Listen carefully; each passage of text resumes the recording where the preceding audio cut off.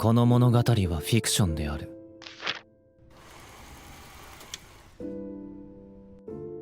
ドーム公演おめでとう。 어머니가 눈앞에서 살해당하자 아쿠아는 모든 사건의 배후에 아버지가 있음을 깨닫게 됩니다. 僕らの父親、愛の交友関係の狭さを考えれば相手は同業者の可能性が高い。俺はまだ死んでられない。俺の手で殺すまでは。 아쿠아는 어떻게 복수할지 고민하던 중 고탄다 감독에게서 DVD 한 장을 받게 됩니다. 바로 호시노 아이가 죽기 직전 남긴 영상편지였죠. 감독은 예전에 비코마치의 다큐 영화를 의뢰받았고 그때 장르가 다큐인 이상 가짜가 아닌 진짜를 찍고 싶다고 했습니다. 그렇게 아이는 평생을 거짓말로 포장해온 자신의 인생을 감독에게 있는 그대로 말해주게 되었고 순조롭게 촬영을 이어나갔지만 마지막 동라이브 촬영만을 남겨두고 있을 때 아이가 살해당하면서 다큐 영화는 중단되어 버렸습니다. 그리고 아이는 죽기 직전 자신은 반드시 잃어버릴 거라며 영상편지가 담긴 DVD를 감독에게 맡겼고 아쿠아가 15살이 되면 전해달라는 부탁을 하게 됩니다. 그렇게 DVD를 보게 된 아쿠아는 충격적인 사실을 알게 됩니다. DVD에 담겨있는 건 바로 그토록 찾아다니던 아버지에 대한 이야기, 그리고 자신의 과거와 아쿠아에게 부탁하는 마지막 소원이었죠. 하지만 영상에선 아버지를 그라고 표현하고 있었기에 구체적으로 아버지가 누군지는 알 수 없었습니다. 이걸 본 아쿠아는 한 가지 복수를 기획하게 됩니다. 바로 감독이 예전에 찍었다가 중단되었던 다큐 영화를 다시 부활시키는 것이었습니다. 호시노 아이의 과거와 함께 이 연예계에서 어떤 더러운 일이 일어났는지, 그리고 끝내 누군가에게 살해당했다는 사실까지, 이 모든 걸 폭로하는 다큐 영화를 만들어 진범인 아버지의 비밀을 세간에 공표할 생각이었죠. 하지만 아쿠아는 아버지가 누군지 몰랐기 때문에 연예계에서 닥치는 대로 유전자 검사를 하며 아버지를 찾고 있었습니다. 君いちごプロの子だっけ。愛くんと似た顔つきしてるよね。愛とどういう関係だったんですか？事務所に内緒で男の子と会う時とかいいお店を教えてあげたり。教えてあげてもいいけどここは交換条件といこう。恋愛リアリティショーに興味はある？ 연예계에서 범인을 찾던 아쿠아는 과거 아이와 일을 같이 했던 프로듀서를 만나게 됩니다. 그리고 마사야와의 거래로 연예 리얼리티 쇼 프로그램에 참가하게 됐죠. 거기서 우연히 쿠로카와 아카네라는 소녀를 만나게 됐는데 아카네는 천재적인 능력을 가지고 있었습니다. 연기하고자 하는 배역의 정보를 분석하고 해석하여 완벽히 재현하는 능력이었죠. お金なんか雰囲気変わった？ユキはこういう私嫌い？ママ？ 아카네의 연기는 루비마저 착각하게 만들 정도였고 아쿠아는 그런 능력을 복수에 활용하기 위해 의도적으로 고백하여 사귀게 됩니다. 물론 아카네도 아쿠아가 의도적으로 자신에게 접근한 걸 눈치챘고 그게 아버지를 찾아 죽이기 위함인 것도 스스로 추리해냈죠. アクア君はどうして演劇やってるの？スターになりたいから？お金のため？もし俺の目的が人を殺すことだったらどうする？一緒に殺してあげる。罪を背負うなら私も一緒に背負いたい。そういう覚悟で彼女してるんだけどな。 한편 여동생인 루비는 어머니의 의지를 잇고자 신생비 코마치를 만들었고 뮤직비디오 촬영을 위해 미야자키현에 가게 되었습니다. 미야자키현은 사리나와 고로가 죽은 곳임과 동시에 아이가 비밀 출산을 한 장소이기도 했습니다. 루비는 어떤 까마귀를 쫓아 어느 사당의 뒷공간을 발견하게 되었고 거기서 백골이 된 고로의 시체를 발견하게 됩니다. 전생인 사리나 시절부터 그토록 좋아했고 루비로 환생에서도 몰래 찾고 있을 정도로 사랑하고 있던 고로였죠. 그런 사람이 시체로 발견되자 루비는 큰 충격에 빠졌고 그때 어떤 의문의 소녀가 루비에게 사건의 진실을 알려주게 됩니다. 자신의 어머니를 죽였던 스토커가 고로도 살해했고 그 옆엔 중학생 정도의 남자애도 함께였다고 했죠. 그 이야기를 들은 루비는 직감적으로 그 중학생이 자신의 아버지이며 모든 사건의 배우임을 눈치채게 됩니다.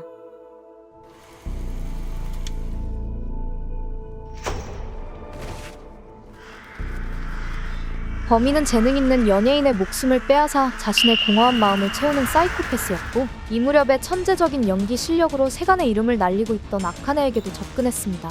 하지만 이미 아쿠아의 과거를 알고 있던 아카네는 그 사람이 아쿠아가 찾던 범인임을 눈치챘고 아이를 프로파일링 할 때처럼 범인에 대해 조사하기 시작했습니다. 범인의 이름은 카미키 히카루로 현재 자신의 성을 따서 설립한 카미키 프로덕션의 대표로 있었습니다. 과거 10살부터 16살까지 극단 나라라이에 있었으며 연기하는 방식도 아이와 매우 흡사했죠. 아카네는 아쿠아 대신 범인을 죽일 생각이었지만 결국 실패해버렸고 그로 인해 아쿠아도 범인에 대해 알게 되면서 복수를 위한 모든 카드가 모이게 되었습니다.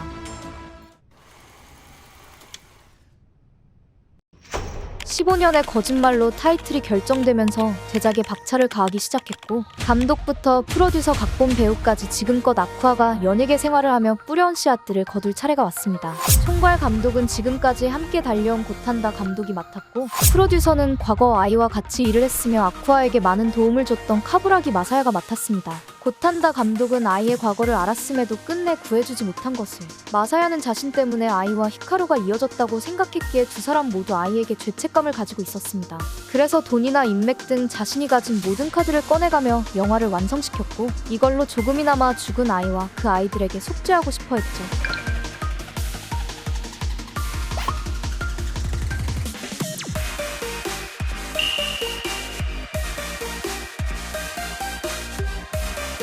영화의 각본은 오늘달콤과 도쿄블레이드의 작가들에게 자문했고, 배우는 신생비 코마치와 극단 나라라이를 포함한 초호화 캐스팅이 결정됐습니다.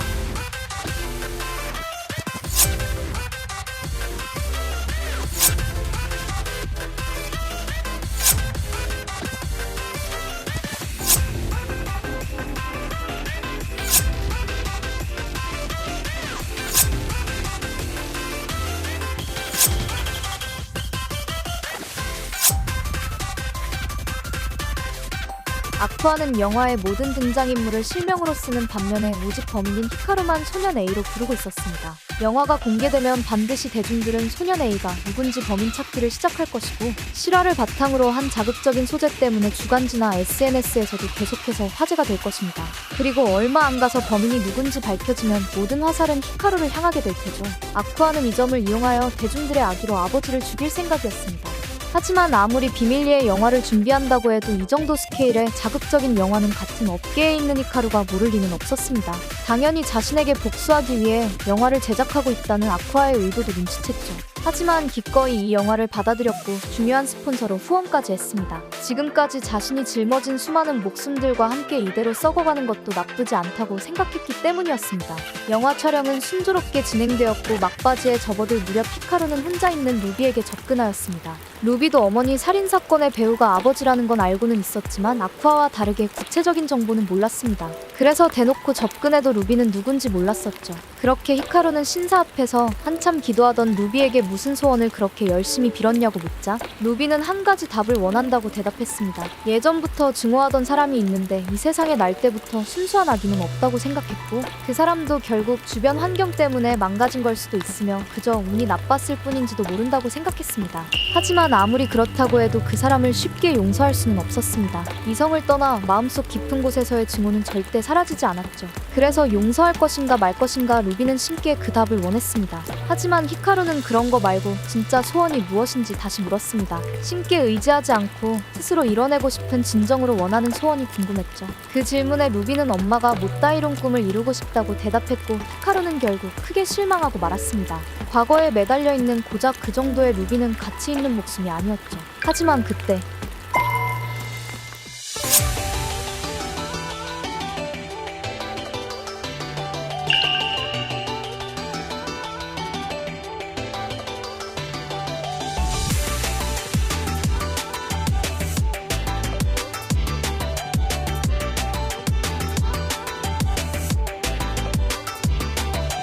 그런 루비의 모습은 무척이나 아름다웠고, 지금 이 순간만큼은 이 세상에서 그 누구보다 가장 눈부시게 빛나고 있었습니다.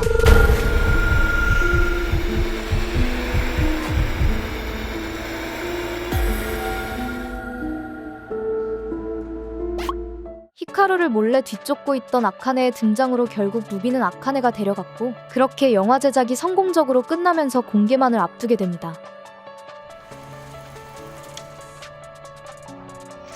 정식 개봉하기에 앞서 관계자를 대상으로 시사회가 열렸고, 고탄다 감독의 가벼운 인사 후 2시간 16분짜리의 영화가 공개되었습니다. 그리고 이야기는 과거로 거슬러 올라갑니다.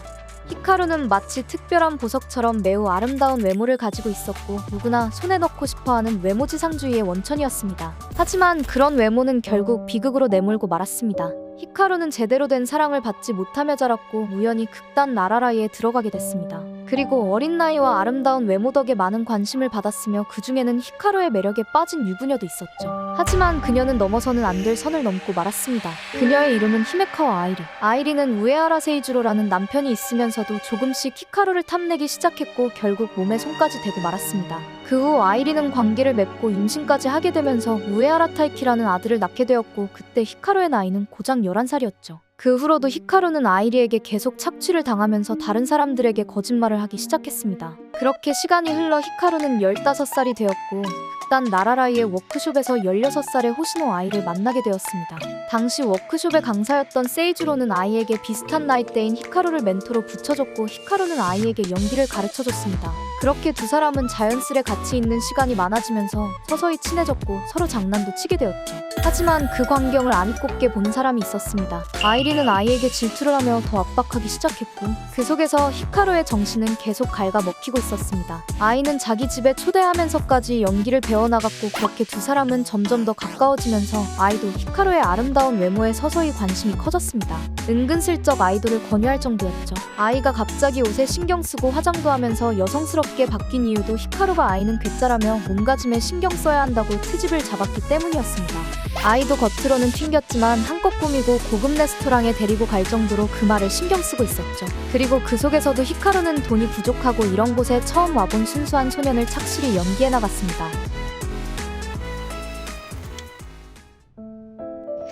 히카루는 예전부터 아이리와의 이런 행위를 역겨워했지만 아무것도 가진 거 없는 자신이 누군가에게 사랑받기 위해서는 이게 옳은 것이고 최선이라 생각했습니다. 그렇기 때문에 스스로 계속 관계를 이어가면서 거짓말로 남들을 속이고 있었죠. 하지만 그 거짓말도 결국 아이에게 들키고 말았습니다. 어릴 때부터 더러운 환경에 노출되어 결국 부모에게까지 버림받았던 아이는 지금까지 평범하고 귀여운 여자아이를 계속 연기하고 있었습니다. 그래서 같은 거짓말쟁이로서 히카루도 자신과 똑같은 부류라는 걸 눈치챘습니다. 히카루도 아이처럼 남을 속이는데 도같은 눈을 하고 있었죠. 결국 히카루는 아이에게 아이리와의 관계를 말해주었고 아이는 곧장 아이리에게 따지러 갔습니다. 당연히 아이리는 되려 이건 자유연애라며 히카루 스스로 자신과의 관계를 이어갔다고 반박했고 아이리의 말처럼 실제로도 강제성은 없었으며 전부 히카루 스스로가 선택한 것이었습니다. 하지만 히카루는 어렸기에 제대로 정체성이 확립되지 않았고 무엇이 옳고 그릇됐는지 한창 배울 나이였기에 제대로 된 사랑을 배우지 못한 어린아이의 빈 곳을 이용한 게 바로 아이리였고 아무리 포장해봤자 아이리는 그저 가해자일 뿐이었습니다. 하지만 아이리도 어렸을 때부터 연예계에 있으면서 히카루처럼 착취를 당해왔고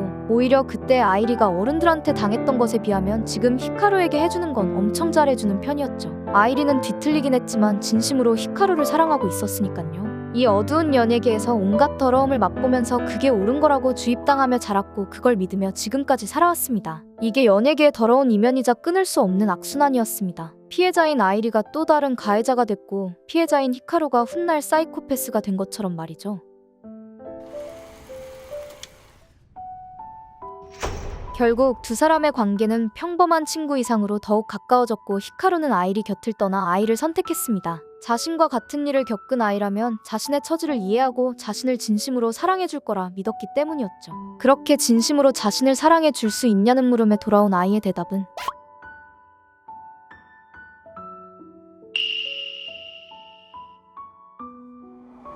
결국 아이는 공허해진 히카루의 빈 곳을 채워주지 못했습니다. 큰 충격에 빠져서 거리를 방황하던 히카루는 우연히 아이리의 남편인 세이주로를 만났고 지금까지 있었던 모든 일을 털어놓게 되었습니다. 그렇게 격분한 세이주로는 아이리를 죽인 뒤 자살하였고 이 사건은 부부 동반 자살로 세간에 알려지면서 진실은 묻힌 채 마무리되었습니다. 히카루는 두 사람의 목숨을 자기가 짊어져야 한다는 죄책감에 빠졌고 이때부터 목숨에 무게가 있다는 걸 깨닫기 시작했습니다. 그리고 두 사람의 무게는 어린 히카루가 짊어지기엔 심장을 짓누르듯 무척이나 무거웠고 점점 더 사랑을 갈망하며 아이에게 의존해갔죠. 결국 아이는 히카루를 받아들여줬고 그렇게 두 사람은 관계를 맺게 되었습니다. 아이는 사랑을 주었고 앞으로도 줄곧 둘이서 서로를 지탱해가며 목숨의 중압감을 버티며 살아갈 수 있을 거라 믿었습니다. 하지만 그런 히카루를 기다리는 건 아이의 갑작스런 이별 통보였습니다. 아이는 관계 속에서 임신을 하게 되었고 히카루는 결혼하자고 했지만 아이는 단칼에 거절했습니다. 적당히 젊은 애들답게 사귀는 거라면 나쁘지 않았지만 결혼까지 하기에는 부담스러웠기 때문이었습니다. 그도 그렇게 아이는 히카루의 과거는 물론 타이키가 불륜 자식인 것까지도 알고 있었기에 그런 것들까지 다 짊어지면서 받아들이기에는 어려움이 있었습니다. 결국 나는 너를 사랑할 수 없어 라는 말을 마지막으로 아이는 히카루 곁을 떠나면서 두 사람의 관계는 이렇게 끝이 났습니다. 그렇게 시간이 흐르고 아이는 활동을 중단하고 한 병원에 입원하게 되었습니다. 바로 고로가 레지던트로 있던 미야자키현의 병원이었죠. 세간에는 건강 악화라 알려졌지만 사실은 히카루와의 관계에서 쌍둥이를 임신했었고 결국 시골 병원에서 비밀 출산을 하기로 했습니다. 그렇게 출산일이 되었을 때 히카루는 자신의 공허함을 채우기 위해 한 가지 범행을 계획했습니다. 몰래 다른 남자와 관계를 맺고 임신했다는 배신감을 이용하여 아이의 광팬을 선동해서 아이에게 위협을 가하면 무서운 경험으로 자신의 절망감을 조금이라도 이해해주길 바랬습니다. 목숨을 던질 정도로 사랑했던 그녀에게 사랑할 수 없다는 말을 들었을 때의 그 절망감을 말이죠. 하지만 범행 직전 고로에게 들키게 되면서 의도치 않게 고로를 죽이게 됐고 범행은 실패로 돌아갔습니다. 그 후 출산을 마친 아이가 주소지를 바꾸면서 잠잠히 있다가 쌍둥이가 4살이 되던 해 아이들에게 진짜 아빠를 만나게 해주고 싶었던 아이는 히카루에게 자신의 새로운 주소지를 알려줬고 히카루는 이전의 범행을 이어가기 위해 광팬에게 아이의 새로운 주소지를 알려줬습니다. 단순히 위협만 하고 싶었을 뿐이었고 설마 그 광팬이 아이를 죽일 거라는 걸 생각도 못한 채 말이죠. 시간이 흐를수록 아이의 인기는 나날이 높아져 갔고 마치 밤하늘의 샛별처럼 아이의 가치는 무척이나 반짝이고 있었습니다. 그렇게 아이의 생일이자 최고의 무대인 돔에서 라이브를 하게 된 바로 그날 ドーム公演おめでとう 결국 아이는 가장 반짝이는 순간 거짓말이 아닌 진짜 사랑을 말하며 끝을 맞이하게 되면서 영화는 끝이 났습니다. 상영이 끝나자 곳곳에서는 우는 소리가 끊이지 않았고 영화에 참가한 배우들도 눈물이 멈추지 않았습니다. 시사회 이후 주요 관계자와 배우들의 짧은 인터뷰가 있었는데 이 인터뷰를 찍은 사람이 바로 이 영화의 스폰서이자 모든 사건의 원흉인 히카루였습니다. 그렇게 아쿠아와 단둘이 인터뷰를 찍게 되면서 아쿠아가 그토록 바라던 그 순간이 찾아왔습니다. 히카루도 스폰서로서 영화를 봤지만 당사자의 입장에서는 이 영화는 어디까지나 진짜처럼 잘 짜여진 픽션일 뿐이었습니다. 영화에선 히카루와 아이와의 관계를 애틋하게 표현했지만 실제로는 그렇게 애틋하지도 않았고 사건도 극적이거나 드라마틱하지도 않았습니다. 실상은 그저 자기를 찬 여자를 비참하게 매달리다 어리석게 죽여버린 그저 그뿐인 이야기였습니다. 가끔 뉴스에 나오는 흔해 빠진 이야기처럼 말이죠. 하지만 한 시대를 풍미한 전설적인 아이돌의 살인만으로도 히카루가 매장당하기에는 충분했습니다. 그리고 히카루는 이런 결말이 죽은 아이가 그토록 원하던 바람이라 생각했고 지금도 아이를 진심으로 사랑하고 있었기에 자신이 아이에게 속죄하기 위해 이 심판을 기꺼이 받아들이고자 했습니다. 하지만 그때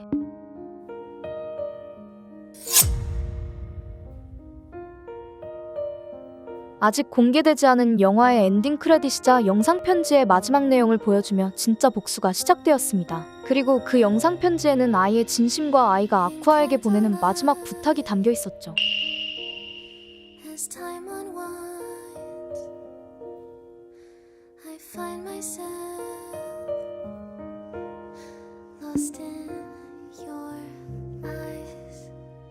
In midnight talks, as darkness falls, I see your tears when we say goodbye.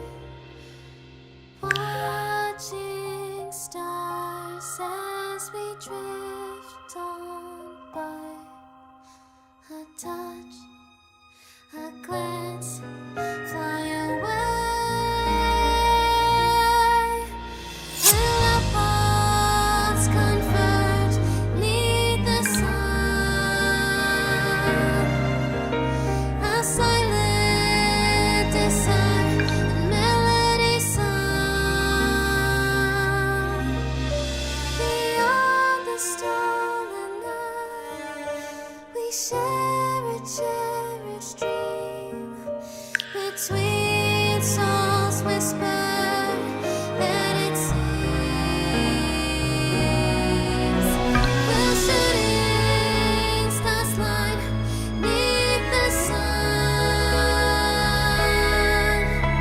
15년의 거짓말이라는 제목은 15년 전 아이가 히카루에게 했던 거짓말을 뜻했고, 영화의 아이 역을 맡았던 루비는 이런 아이의 바람을 이어받아 나는 너를 사랑할 수 없어 라는 대사를 거짓말로써 연기했습니다. 결국 이 영화는 아이가 시간을 넘어서 히카루에게 보내는 러브레터였고, 그때 아이를 이해하지 못했던 히카루에게 하는 아쿠아와 루비의 진짜 복수였습니다.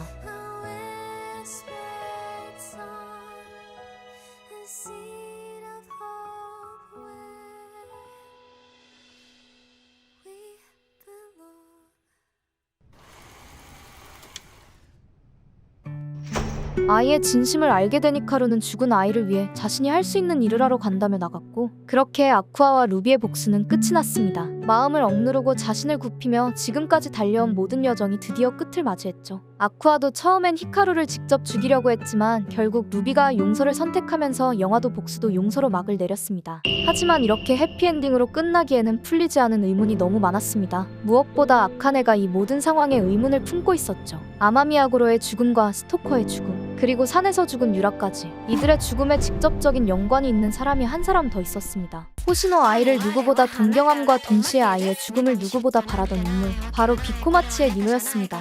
그렇게 히카루는 사실 페이크 흑막임과 동시에 진짜 흑막이 따로 존재할 가능성이 높아졌고, 이렇게 되면 지금까지의 살인도 니노가 주관하였고 히카루는 그저 방관하는 입장이 되는 거며, 루비와 만났을 때도 사실 죽이려는 게 아니라 그저 딸이랑 좀 더 대화하고 싶었던 걸 수도 있습니다. 하지만 이후 이야기는 아직 나오지 않았기 때문에 더 전개되면 이어서 요약하도록 하겠습니다. 끝까지 시청해주셔서 감사합니다. 좋아요와 구독은 제게 큰 힘이 됩니다. 그럼 언제든 또 놀러와 주세요.